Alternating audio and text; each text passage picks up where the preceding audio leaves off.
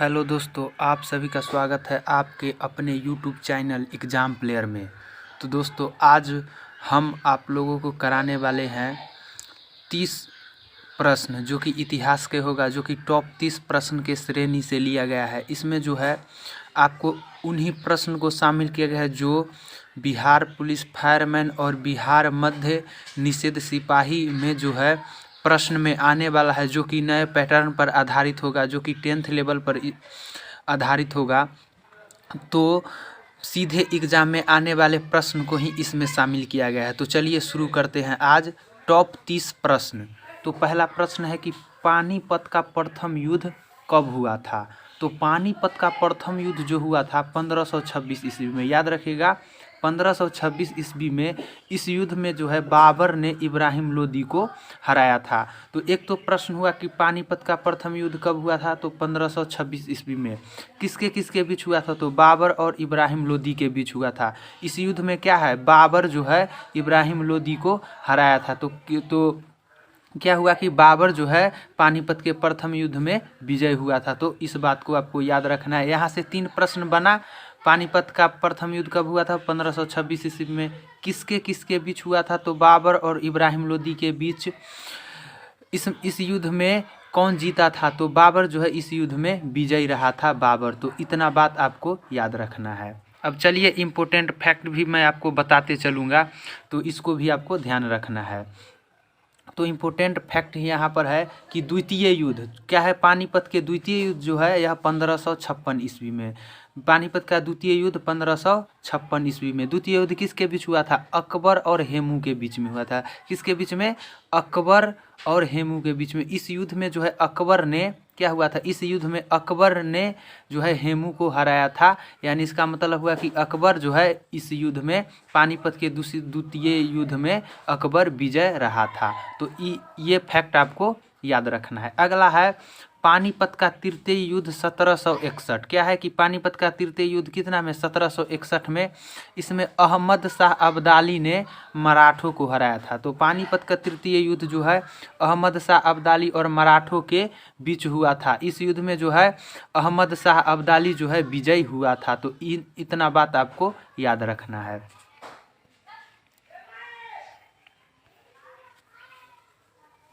अगला है स्वतंत्र भारत के प्रथम गवर्नर जनरल कौन थे। स्वतंत्र भारत के प्रथम गवर्नर जनरल कौन थे, तो याद रखिएगा बहुत ही इम्पोर्टेंट प्रश्न है। स्वतंत्र भारत के प्रथम गवर्नर जनरल जो थे वो लॉर्ड माउंटबेटन थे। तो इस बात को याद रखना है कि स्वतंत्र भारत के प्रथम गवर्नर जनरल लॉर्ड माउंटबेटन हुए।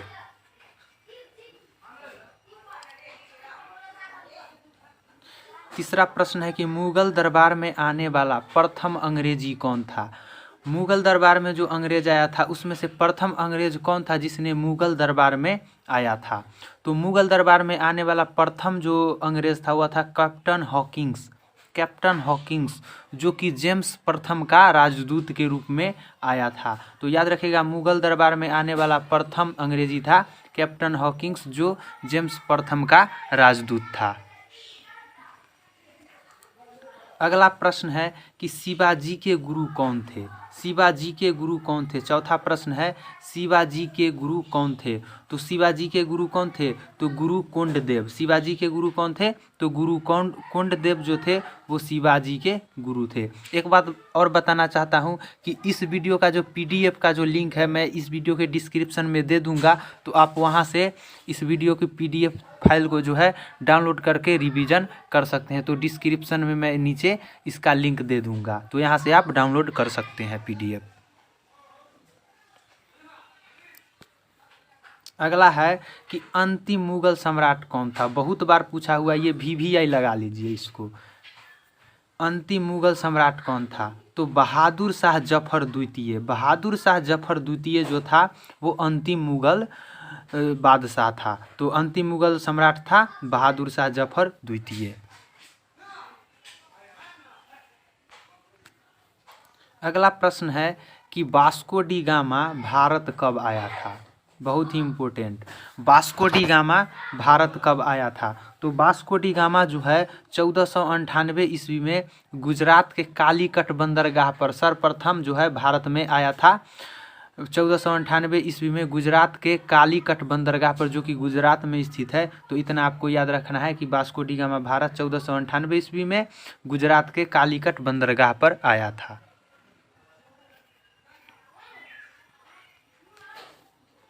अगला प्रश्न जो है, बंगाल में द्वैध शासन का जनक किसे कहा जाता है? बंगाल में द्वैध शासन का जनक किसे कहा जाता है? बहुत VVI है, बहुत VVI। यही सब प्रश्न जो है एग्जाम में आने वाला है। तो बंगाल में द्वैध शासन का जनक किसे कहा जाता है? तो रॉबर्ट क्लाइव। इसका सही उत्तर होगा रॉबर्ट क्लाइव। रॉबर्ट क्लाइव को जो है बंगाल में द्वैध शासन का जनक कहा जाता था। अगला है, खानवा का युद्ध कब हुआ था? बहुत VVI है। खानवा का युद्ध कब हुआ था? तो खानवा का युद्ध जो हुआ था 1527 ईस्वी में बाबर ने राणा सांगा को हराया था। इस युद्ध में जो है खानवा का युद्ध बाबर और राणा सांगा के बीच हुआ था। इस युद्ध में कौन? बाबर जो है इस युद्ध में विजय हुआ था। तो बाबर ने राणा सांगा को हराया था, यानी कि बाबर जो है विजय रहा खानवा के युद्ध में, जो कि 1527 ईस्वी में हुआ था।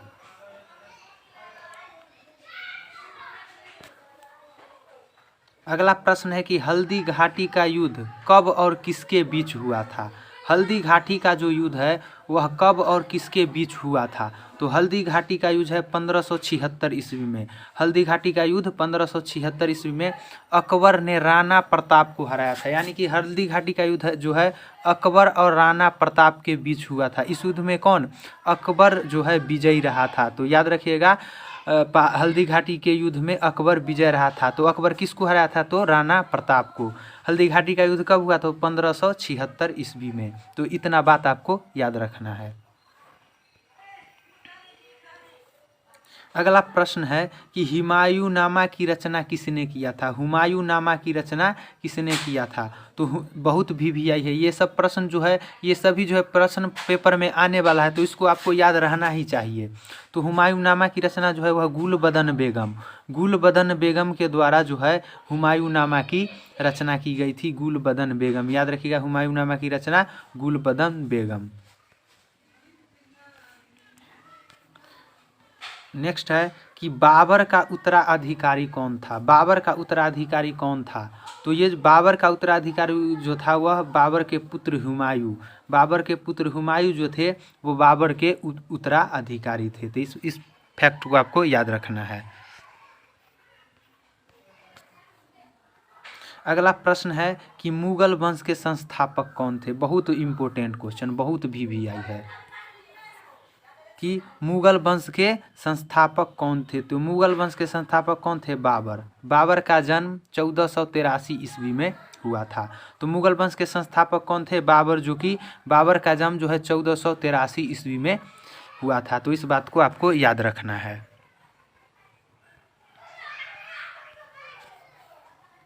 अगला प्रश्न है कि मनसबदारी प्रथा किसने चलाई थी? मनसबदारी प्रथा जो है वह किसके द्वारा चलाई गई थी? तो मनसबदारी प्रथा जो है वह अकबर के द्वारा चलाया गया था। मनसबदारी प्रथा जो है वह अकबर के द्वारा चलाया गया था। तो इस फैक्ट को आपको याद रखना है कि अकबर के द्वारा कौन सा? तो मनसबदारी प्रथा अकबर ने चलाया था।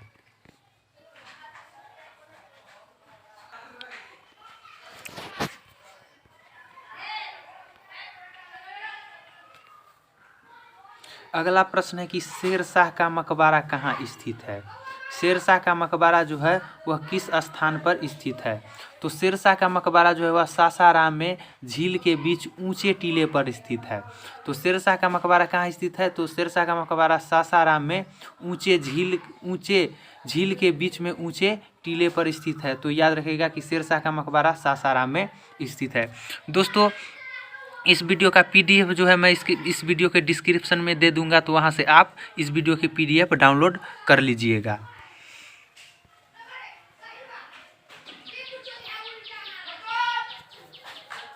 अगला प्रश्न है कि गुलाम वंश के संस्थापक कौन थे?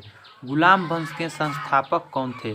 तो गुलाम वंश के संस्थापक जो थे वो कुतुबुद्दीन ऐबक थे। गुलाम वंश के संस्थापक कुतुबुद्दीन ऐबक ने 1206 ईस्वी में किया था। तो इस फैक्ट को आपको याद रखना है कि कुतुबुद्दीन ऐबक जो है वह 1206 ईस्वी में गुलाम वंश की स्थापना किया था।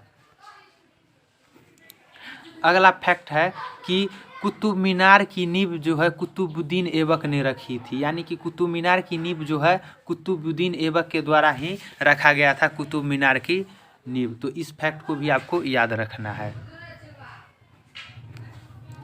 अगला प्रश्न है, भारत में कंपनी के अधीन प्रथम गवर्नर जनरल कौन थे? क्या है कि भारत में कंपनी के अधीन प्रथम गवर्नर जनरल जो थे वह कौन थे? तो ये थे वारेन हेस्टिंग्स। वारेन हेस्टिंग्स जो थे ये भारत में कंपनी के अधीन प्रथम गवर्नर जनरल थे। तो इस फैक्ट को आपको याद रखना है।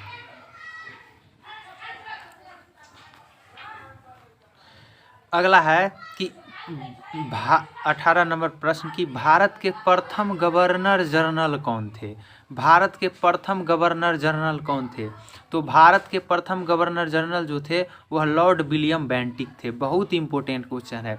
ये सभी प्रश्न वह है जो 10 से 15 बार जो है जितने भी परीक्षा होते हैं वह उन सभी परीक्षा में जो है यह प्रश्न जो है वह पूछा ही जाता है। तो भारत में प्रथम गवर्नर जनरल कौन थे? Lord William Bentinck. तो इस बात को आपको याद रखना है।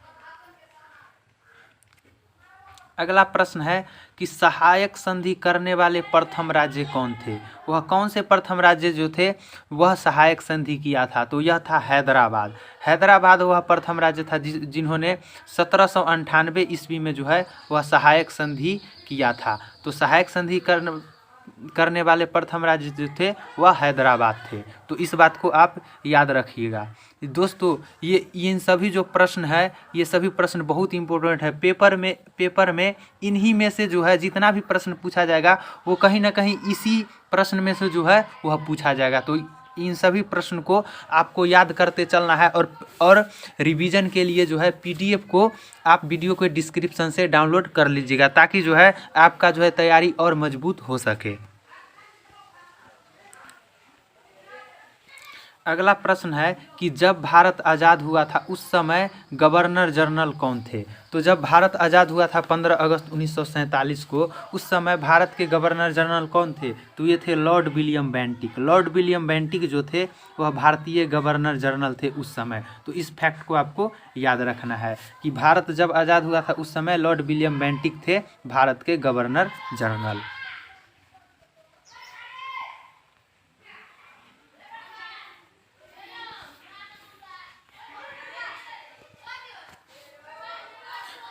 अगला प्रश्न है कि भारत छोड़ो आंदोलन कब और किसके शासनकाल में हुआ था? क्या है कि जब भारत छोड़ो आंदोलन जो है प्रारंभ हुआ था वह किस अंग्रेज का शासनकाल था? तो वह जो था भारत छोड़ो आंदोलन जो है वह भारत छोड़ो आंदोलन जो है वह 9 अगस्त 1942 ईस्वी में भारत छोड़ो आंदोलन जो है वह 9 अगस्त 1942 ईस्वी को प्रारंभ हुआ था, जो कि उस समय लॉर्ड लिनलिथगो का शासनकाल था। तो याद रखिएगा कि भारत छोड़ो आंदोलन जो है वह 9 अगस्त 1942 को प्रारंभ हुआ था, उस समय लॉर्ड लिनलिथगो का शासनकाल था। तो इस बात को आपको याद रखना है। अगला प्रश्न जो है आमार सोनार बांग्ला की रचना किसने किया था? बहुत VVI प्रश्न है। आमार सोनार बांग्ला की रचना किसने किया था? तो आमार सोनार बांग्ला की रचना जो है वह स्वदेशी आंदोलन के अवसर पर रविंद्रनाथ ठाकुर ने लिखा था, जो बाद में बांग्लादेश का राष्ट्रीय गीत बना। तो क्या है कि पूछेगा कि बांग्लादेश का राष्ट्रीय गीत कौन है? तो आमार सोनार बांग्ला जो है वह बांग्लादेश का राष्ट्रीय गीत है। यह किसके अवसर पर? तो स्वदेशी आंदोलन के अवसर पर लिखा गया। किसके द्वारा? तो रविंद्रनाथ ठाकुर के द्वारा लिखा गया। तो इतना फैक्ट आपको याद रखना है। अगला प्रश्न है कि क्रिप्स मिशन भारत कब आया था? क्रिप्स मिशन जो है, क्रिप्स मिशन वह भारत कब आया था? तो क्रिप्स मिशन जो है वह 1942 ईस्वी में लॉर्ड लिनलिथगो के शासनकाल में भारत आया था। तो क्रिप्स मिशन जो है 1942 में किसके शासनकाल में? लॉर्ड लिनलिथगो के शासनकाल में क्रिप्स मिशन भारत आया था। तो इतना फैक्ट आपको याद रखना है। अगला प्रश्न है कि सविनय अवज्ञा आंदोलन किसने चलाया था? सविनय अवज्ञा आंदोलन जो है वह किसके द्वारा चलाया गया था? तो सविनय अवज्ञा आंदोलन जो है वह 12 मार्च 1930 ईस्वी को प्रारंभ किया गया था। 12 मार्च 1930 ईस्वी को यह गांधी जी के द्वारा चलाया गया था। तो इस फैक्ट को आपको याद रखना है कि 12 मार्च 1930 ईस्वी में यह प्रारंभ हुआ था, जो कि गांधी जी के द्वारा चलाया गया था। तो सविनय अवज्ञा आंदोलन 12 मार्च 1930 ईस्वी को महात्मा गांधी के द्वारा चलाया गया था। तो इतना फैक्ट आपको याद रखना है। दोस्तों इन सभी प्रश्न को हल्के में मत लीजिएगा, क्योंकि यही प्रश्न जो है परीक्षा में आने वाला है। तो इन सभी प्रश्न को आपको जो है अच्छे से जो है याद कर लेना है। तो अगला है तराइन का प्रथम युद्ध कब हुआ था? तराइन का प्रथम युद्ध जो है वह कब हुआ था? तो तराइन का प्रथम युद्ध जो है 1191 ईस्वी में हुआ था। इस युद्ध में जो है पृथ्वीराज चौहान और गौरी के बीच में होता, पृथ्वीराज चौहान और गौरी के बीच में हुआ था। इस युद्ध में जो है पृथ्वीराज चौहान ने गौरी को जो है हरा दिया था। तो इसमें क्या हुआ? पृथ्वीराज चौहान जो है विजय रहा था तराइन के प्रथम युद्ध में, जो कि 1191 ईस्वी में हुआ था। तो इतना बात आपको याद रखना है। इम्पोर्टेंट फैक्ट भी जान लीजिए कि तराइन का द्वितीय युद्ध जो है वह 1100 तराइन का द्वितीय, सॉरी यहाँ पर होगा 1192, यहाँ पर मिस्टेक हो गया, 1192 इसको कर लीजिएगा, 1192। तो तराइन का द्वितीय युद्ध जो है वह 1192 में हुआ था।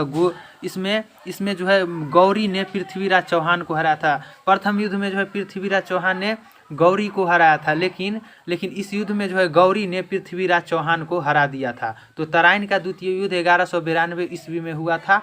यह गौरी ने जो है पृथ्वीराज चौहान को हरा दिया था। तो इस फैक्ट को आपको याद रखना है। सॉरी, अगला प्रश्न है कि लौह एवं रक्त नीति किससे संबंधित है? बहुत इंपॉर्टेंट है। लौह एवं रक्त नीति जो है वह किससे संबंधित है? तो लौह एवं रक्त नीति जो है वह बलबन के द्वारा जो है लौह एवं रक्त नीति चलाया गया था। तो इस फैक्ट को आपको याद रखना है कि लौह एवं रक्त नीति बलबन के द्वारा चलाया गया था। तो यह लौह एवं रक्त किसकी नीति है? तो बलबन की नीति है, लौह एवं रक्त नीति।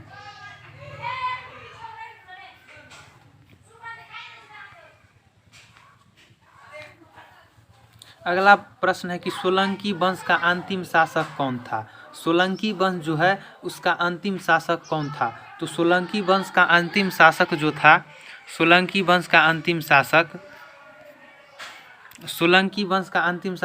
जो था वह भीम द्वितीय जो थे, भीम द्वितीय, ये सोलंकी वंश का अंतिम शासक था। तो इस फैक्ट को आपको याद रखना है कि सोलंकी वंश का अंतिम शासक भीम द्वितीय था।